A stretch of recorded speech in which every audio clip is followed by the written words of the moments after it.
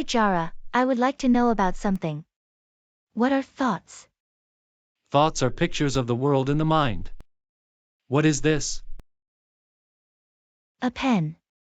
The word pen is a label that we associate with this object to make it as a picture in the mind. What do you think this is? I don't know what it is.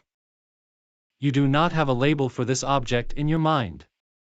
And that is the reason you are asking what this is. When I tell you that this is a shoehorn, then you attach a label for this picture of this in your mind. You will Google shoehorn and see many different types of shoehorns. Now you know shoehorn. By attaching a label to an object, we convert the physical world as thoughts and store in our mind.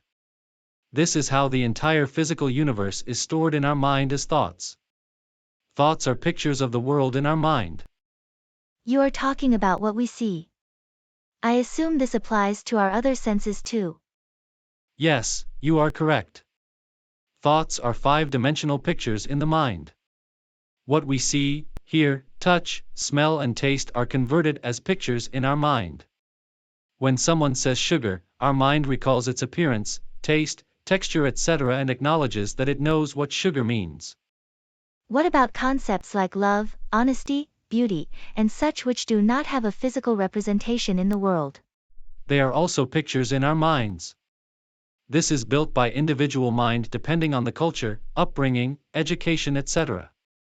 No one disputes the meaning of the word water or sun because such words are stored in the human mind in the similar way. The story is different when it comes to say, beauty. What is beautiful to me may be ugly to you. One person may be labeled as terrorist in the minds of many people. But the very same person is a freedom fighter in the eyes of many others. Both concrete objects and actions, as well as abstract ideas and concepts, are stored in the individual minds of the human being as knowledge. Can I say that? Yes, you are correct. It is not just knowledge. It is your world where you are living. For example, suppose there is an atom bomb explosion on the other side of the globe now.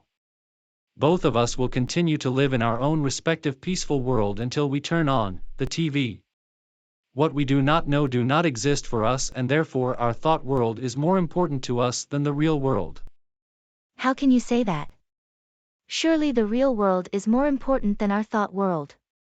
Until the happenings in the real world enter as thoughts into your mind, they do not exist for you.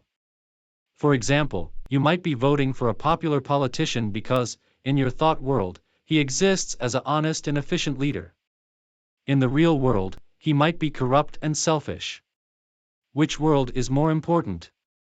The real world, or your thought world?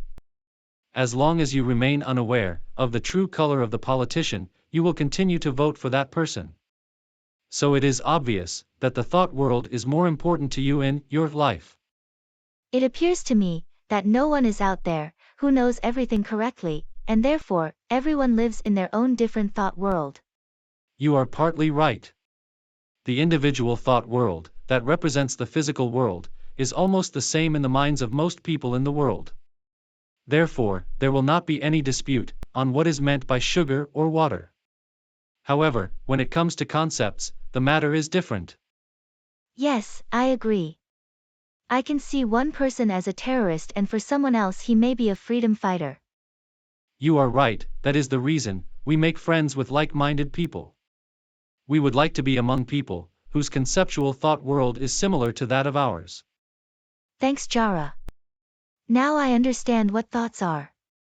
World will be a better place to live if only all the human beings have positive thoughts and agree on the common good of everyone around. Well, because of the diversity of human population, that would be a distant dream, which may never happen. We will talk about it another day.